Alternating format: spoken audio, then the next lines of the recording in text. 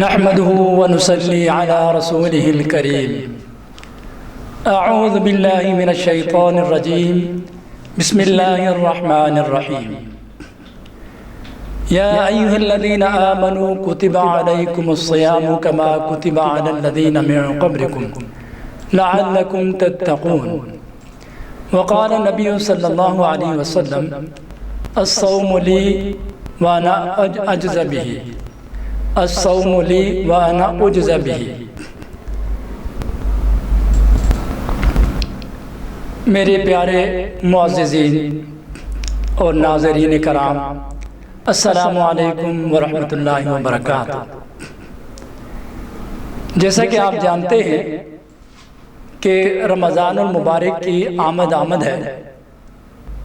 3 April سے انشاءاللہ العزیز اللہ کے فضل و کرم سے یہ ماہ مبارک ہم پر ایک مرتبہ پھر اپنی برکات کے ساتھ آنے والا ہے.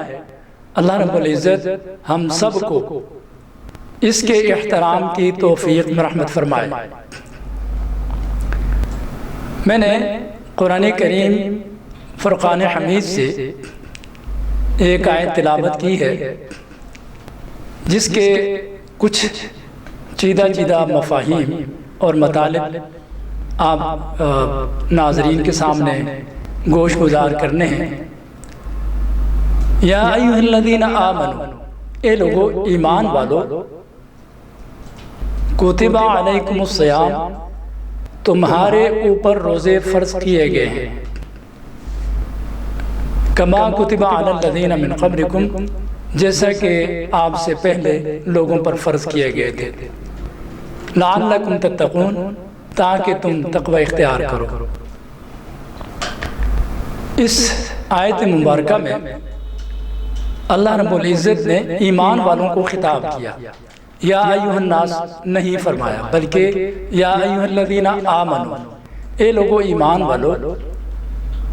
اپنے پیاروں کو، اپنے محبوب بندوں سے یہ اعلان کیا کہ تم ایک سال میں ایک مہینہ ماہ مبارک جو اللہ رب العزت کا مہینہ ہے تمہارے اوپر آنے والا ہے، اس میں تمہارے اوپر روزے فرض کیے گئے ہیں. تم اس کے روزے رکھو، یعنی صبح سحری سے لے کر مغرب تک یہ پورے کا پورا دن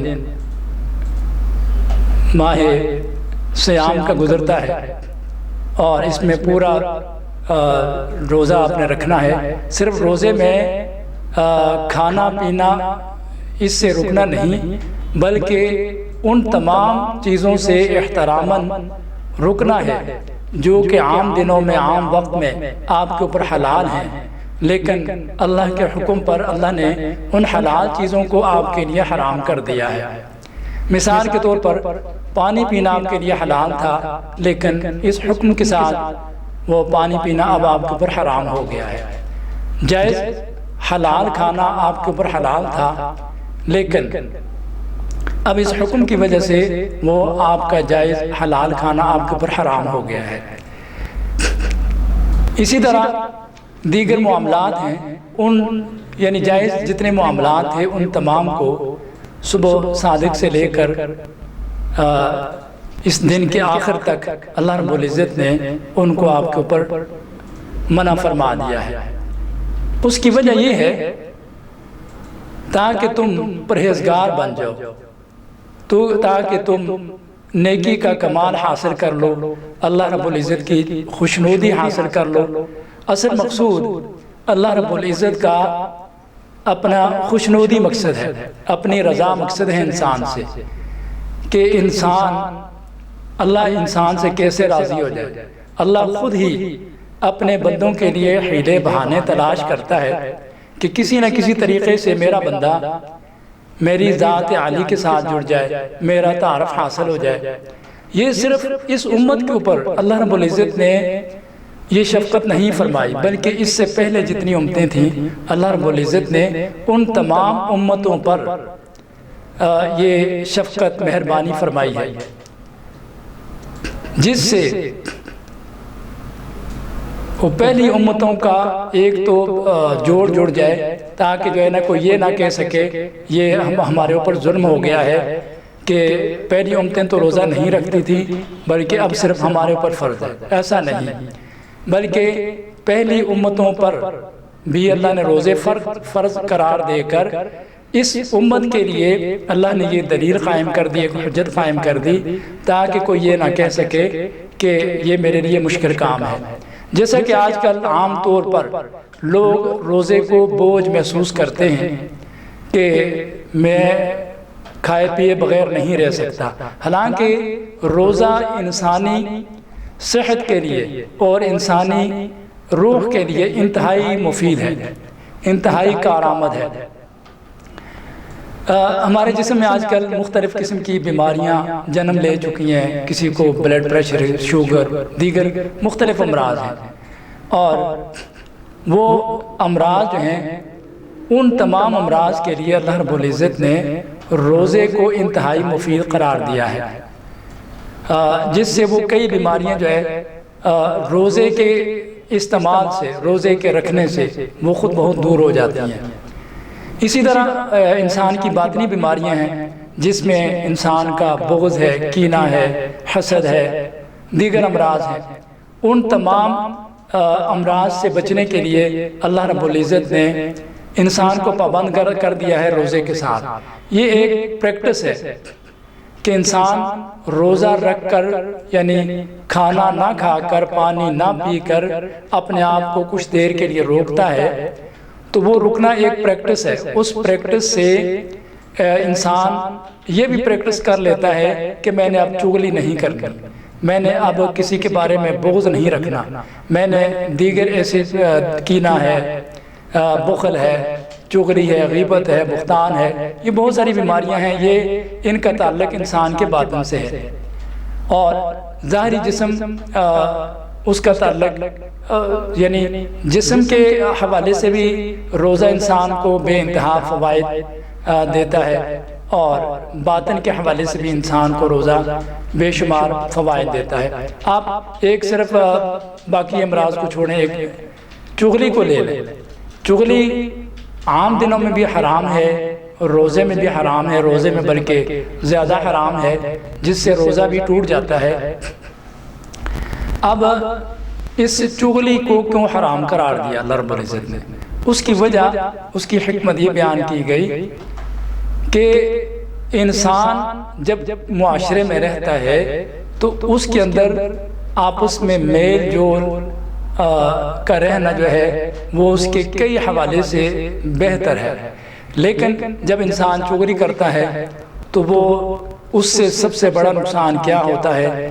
دو فریق اگر آپس میں محبت کرتے ہیں، تیسرا فریق اپنی طرف سے وہ بات جو اس کو بری لگتی ہے اس نے اس کے سامنے بیان کر دی، اس کو چغلی کہتے ہیں، تو اس سے وہ اس محبت کرنے والے کا دل اس سے ٹوٹ گیا۔ اب پہلے وہ محبت کرتا تھا، جو ہی اس نے یہ اپنے حوالے سے بات سنی تو اب اس کا دل ٹوٹ گیا، دو فریق جو آپس میں محبت کرنے والے تھے وہ آپس میں دور ہو گئے۔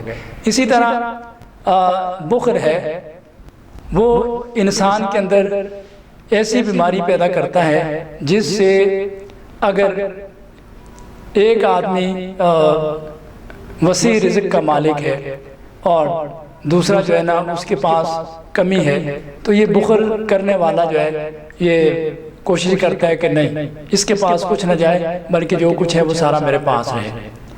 تو اسی طرح حسد ہے، دیگر امراض ہیں، تو یہ انسان کا نفس ہے، نفس امارہ، لوامہ اور مطمئنہ۔ تو یہ نفس امارہ جو ہے وہ انسان کو مسلسل باطنی گناہوں پر اکساتا رہتا ہے۔ تو روزے کے استعمال سے انسان ظاہری اور باطنی دونوں ثمرات حاصل کرتا ہے۔ جسم کے اعتبار سے اگر اس کے جسم میں کئی امراض جمع ہو چکے ہیں تو اللہ رب العزت نے یہ جو روزے کا عمل مسلمانوں کو دیا ہے، اس سے اس کو تندرستی ملے گی۔ وہ روزہ ایک مہینہ رکھنے کے بعد اس کے جسم میں مختلف جو بیماریاں تھیں وہ دور ہو جائیں گی۔ نبی اکرم صلی اللہ علیہ وسلم نے فرمایا کہ عام طور پر کنویں کے اندر ہم اگر کوئی گند ڈالتے ہیں، کوڑا کرکٹ اس میں ڈالتے ہیں، کچھ عرصے کے بعد ہم دیکھتے ہیں کہ وہ سارا کوڑا کرکٹ اس میں گل سڑ جاتا ہے، جس سے ایک تعفن پھیلتا ہے۔ تو اسی طرح انسان کا جو معدہ ہے، ہم اس میں مختلف قسم کی غذائیں کھاتے ہیں اور اس میں مختلف غذائیں ڈالتے ہیں، جس سے مرغن غذائیں بھی ہیں، جس سے وہ معدہ متعفن ہوتا ہے، اور معدے کے متعفن ہونے سے انسان مختلف امراض کا شکار ہو جاتا ہے، اور اس سے کبھی اس کو بخار ہوتا ہے، کبھی اس کو شوگر ہو جاتا ہے، کبھی بلڈ پریشر، مختلف امراض جو آج کل معاشرے کے اندر لوگ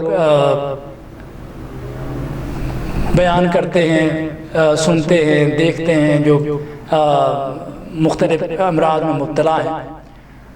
تو آج ہمیں اس بات کی ضرورت ہے کہ یہ ماہ رمضان جو آنے والا ہے کل پرسوں، تو ہم اس حوالے سے یہ سوچیں کہ میں نے اپنے جسم کے اندر سے ظاہری اور باطنی تمام امراض کو اس ایک مہینے کے اندر ختم کروانا ہے۔ تو اس کے لیے یہ بہت آسان طریقہ ہے کہ ہم جو ہے نا پورا مہینہ پورے احترام کے ساتھ اس ماہ مبارک کو گزاریں، جس سے ظاہری اور باطنی تمام بیماریاں ختم ہو جائیں گی۔ اس سے ایک تو ہمارے جسم کے اندر سے امراض یعنی ظاہری ہوں یا باطنی ہوں وہ بھی ختم ہو جاتے ہیں، اور دوسرا اس کا سب سے بڑا فائدہ یہ ہے، میں نے ایک حدیث پڑھی، الصوم لی وانا اجزی بہ وانا اجزی بہ۔ نبی اکرم صلی اللہ علیہ وسلم نے فرمایا کہ یہ حدیث قدسی ہے، نبی اکرم صلی اللہ علیہ وسلم نے فرمایا کہ اللہ رب العزت فرماتے ہیں روزہ میرے لیے ہے اور میں ہی اس کی جزا دوں گا۔ باقی ہمارے جتنے اعمال ہیں، نماز ہے، حج ہے، زکوٰۃ ہے یا دیگر اذکار ہیں، ان تمام اذکار کا بذریعہ فرشتے بدلہ دیا جائے گا، لیکن جو روزہ ہے اس کا اللہ رب العزت بذات خود روزہ رکھنے والے کو اس کا اجر دیں گے، اور وہ اجر کتنا ہوگا؟ جتنی اللہ کی شان بڑی ہے اتنا ہی اس کا اجر بڑا ہے۔ اب اللہ رب العزت کی شان کتنی بڑی ہے، اس کے لیے اللہ رب العزت نے خود اللہ اکبر کا لفظ بیان فرمایا، یعنی اس میں تفضیل۔ تو یہ فرما دیا کہ اللہ سب سے بڑا ہے، اتنا بڑا ہے، اتنا بڑا ہے، جیسا کہ قرآن کریم میں ارشاد فرمایا لیس کمثلہ شیء، اللہ کی دنیا کے اندر کوئی مثال نہیں کہ جس کے ذریعے اللہ کی مثال دے کر سمجھایا جائے کہ اللہ کتنا بڑا ہے۔ تو اب ہمیں اس بات کا پورے فکر کے ساتھ خیال رکھنا چاہیے کہ اس ماہ مبارک کو ہم نے کیسے گزارنا ہے، ہم نے اس کے ثمرات کیسے حاصل کرنے ہیں۔